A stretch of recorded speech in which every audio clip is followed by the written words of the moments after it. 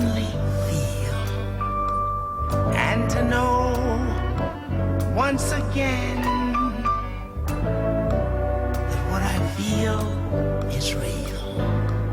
I could cry, I could smile, I might lay back for a while. Tell me what would I do if I could feel? So you have this process, which is quite spontaneous, going on. We call it life. It's controlling itself. It's aware of itself. It's aware of itself through you. You are an aperture through which the universe looks at itself. And because of it's the universe looking at itself through you, there's always an aspect of itself that it can't see. So it's just like that snake, you see, that is pursuing its tail. Because the snake can't see its head, like you can't.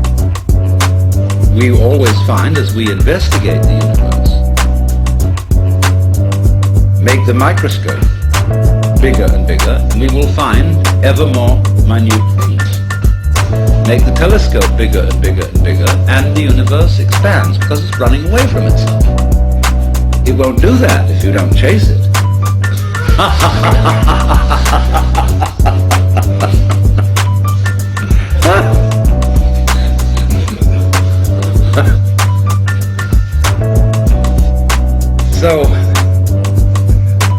it's a game of hide and seek.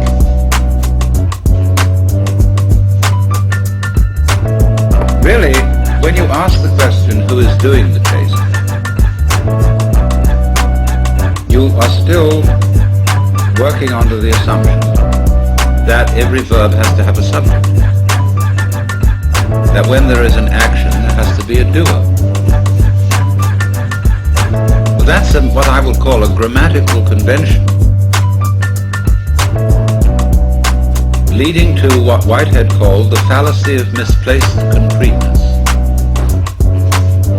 Like the famous hit in It Is Raining. So when you say, there cannot be knowing without a knower, this is merely saying no more than there can't be a verb without a subject. And that's a grammatical rule and not a law of nature. Anything you can think of as a thing, as a noun, can be described by a verb. And there are languages which do that. It sounds awkward in English, but face it. When you look for doers as distinct from deeds, you can't find them. Just as when you look for stuff underlying the patterns of nature, you can't find any stuff, you just find more and more patterns. There never was any stuff, it's a ghost. What we call stuff is simply patterns seen out of focus. And it's fuzzy, so we call it stuff. You know, that cakewalk. So, you know, we have these words: energy, matter, being, reality, even Tao. And we can never find them. They always elude us entirely. Although we do have the very strong intuition that all this that we see is connected or related. So we speak of a universe. Although that word really means one turn. It's your turn now. Or like you make one turn to look at yourself. But you can't make two turns and see what's looking. So, it's very simple, therefore. You only have to understand that you can't do anything about it.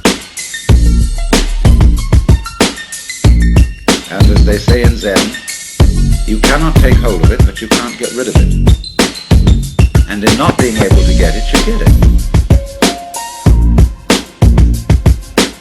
So all these trials that gurus put their students through have as their ultimate object convincing you that you can't do anything. Only it's convincing you very thoroughly. It's convincing you in more than a theoretical way. Now perhaps I shouldn't tell you that. But you see, I'm not a guru, in that I don't give individual spiritual direction to people. And I give away the guru's tricks. That may not be very good, but on the other hand, those tricks are only necessary in the sense that I would say to someone, it's necessary for you to go to the psychiatrist if you think you must. And if you're not going to be satisfied without going to Japan and studying Zen Buddhism from a Roshi, okay, you better go. It isn't necessary unless you say it is. If that's the only thing that will satisfy you, and you feel that deep down inside you. If you've got that yen, therefore you've got that yen. But if on the other hand you haven't, you haven't.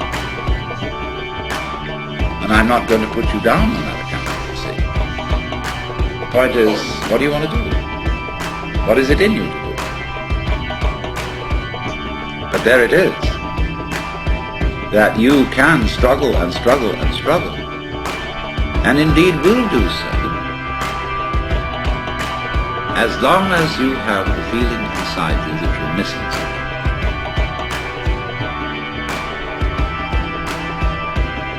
And people, your friends, all such people will do their utmost to persuade you that you're missing something. Because they're missing something, and they think they're getting it through a certain way, and therefore, to assure themselves, they'd like you to do it too. So there's this thing. And you see, a clever guru beguiles his students by letting them have the feeling of success and accomplishment in certain directions. A guru gives people exercises, A, that are difficult but can be accomplished, and B, that are impossible. You'll always be hung up on the impossible ones, but the possible ones you will get a feeling of making progress, so that you will double your efforts to solve the impossible. And then they range things in many, many ranks and levels through which you can advance. This stage of consciousness, that state of consciousness, or think of the degrees of masonry, or so on. Ranks and learning things, different belts you get in judo and all that kind of thing. You can do that. And it gives people the sense of competing with themselves or even with others, because of the feeling inside that there is just something I'm missing. And of course, if you are learning any sort of skill and you haven't perfected the skill, there is indeed something you're missing. But in this thing that we're talking about, that isn't true. Because you, as the Buddhists say, are Buddhas from the very beginning. And all that searching is like looking for your own head, which you can't see and therefore might conceivably imagine that you're lost. So, that indeed is the point, that we don't see what looks, and therefore we think we've lost it. And so we're in search of the self, the Atma. Well, that's the one thing we can't find. Because we have it. We are it. But we confuse it with all these images.